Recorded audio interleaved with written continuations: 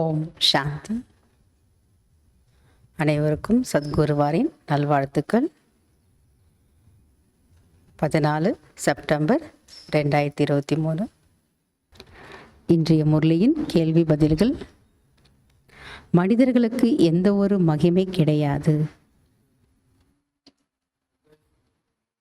அப்புறம்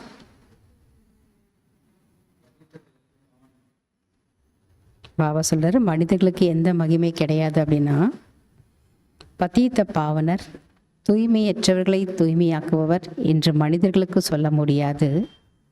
பிரம்மா விஷ்ணு சங்கருக்கு கூட பதீத பாவனர் என்ற மகிமை கிடையாது. பதீத பாவனர் அதாவது தூய்மையற்றவர்களை தூய்மையாக்குவர் என்று மனிதர்களுக்கு சொல்ல முடியாது. பிரம்மா விஷ்ணு சங்கருக்கு கூட பதீத பாவனர் என்ற மகிமை கிடையாது. 2வது கேள்வி, யார் 84 பிறவிகளை எடுக்கிறார்கள்?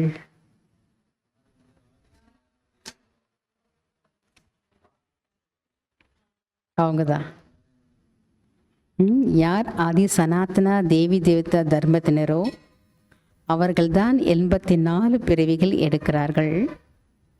மற்றும் இந்த உலகத்தில் ஆரம்பத்திலிருந்து யார் நடிப்பை நடிக்க வருகிறார்களோ அவர்கள் 84 பிறவிகளை எடுக்கிறார்கள்.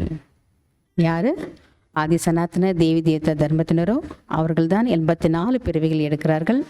மற்றும் இந்த உலகத்தில் ஆரம்பத்திலிருந்து யார் நடிப்பை நடிக்க வருகிறார்களோ அவர்களும் 84 பிறவிகளை எடுக்கிறார்கள். 3வது கேள்வி, ஏன் பாபாவை அடிக்கடி நினைக்க வேண்டும்?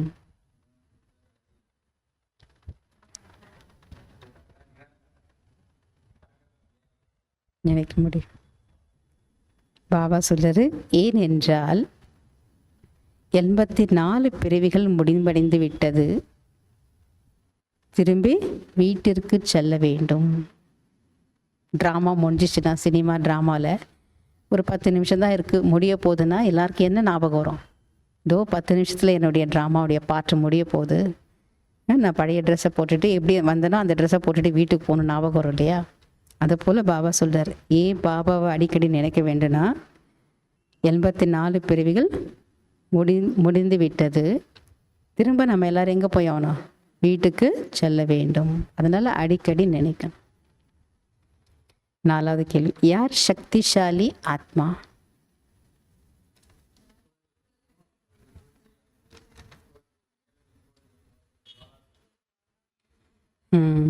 யார் எப்பொழுது வேண்டுமோ குளிர்ச்சியையும் எப்பொழுது வேண்டுமோ ஜுவாலா ரூபத்தையும் தாரணை செய்கிறார்களோ அவர்கள்தான் சக்திசாலி ஆத்மாக்கள்.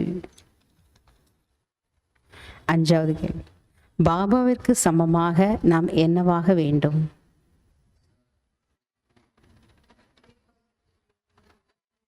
பாபாவிற்கு சமமாக நம்ம என்னாக வேண்டும்னா,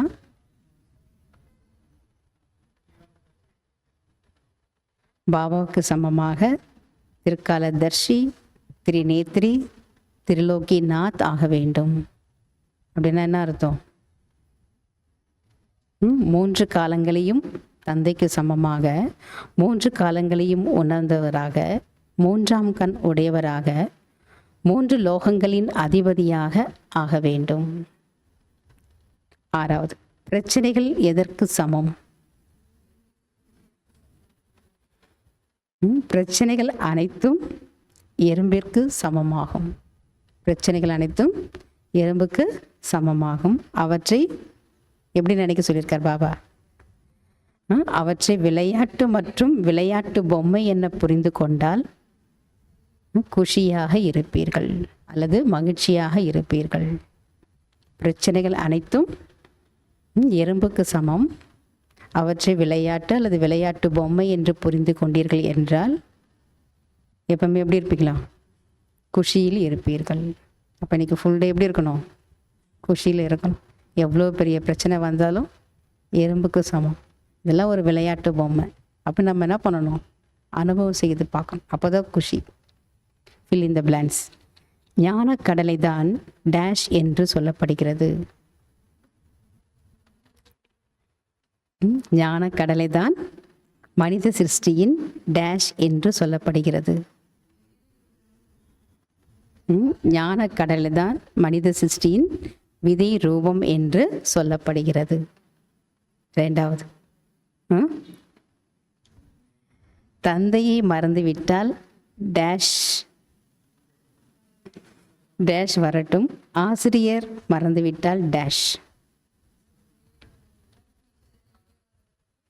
தந்தையை மறந்துவிட்டால் ஆசிரியர் நினைவு வரணும்.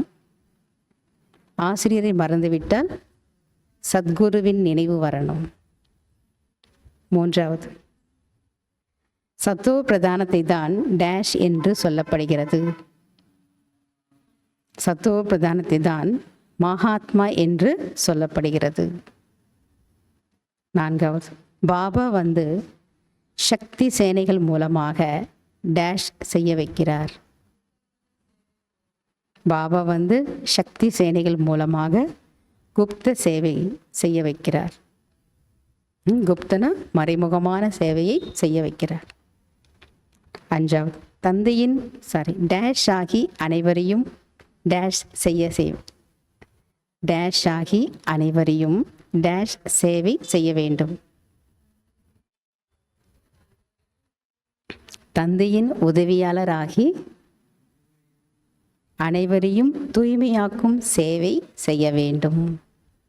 அச்சா, ஓம் சாந்தி. தேங்க்யூ பாபா. இன்னைக்கு நாள் முழுவதும் எப்படி பாபாவை நினைக்கணும்? சர்வ சம்பந்த ரூபத்தில், அப்பா, டீச்சர், சத்குரு 3 ரூபத்தில் நினைவு செய்யணும். அடிக்கடி வீட்டுக்கு போகணும் அப்படின்ற அந்த நினைவு வரணும். கடைசி பிறவி, அப்போ தான் பாபா நினைவு வரும். அஷரீரி ஆகணும்.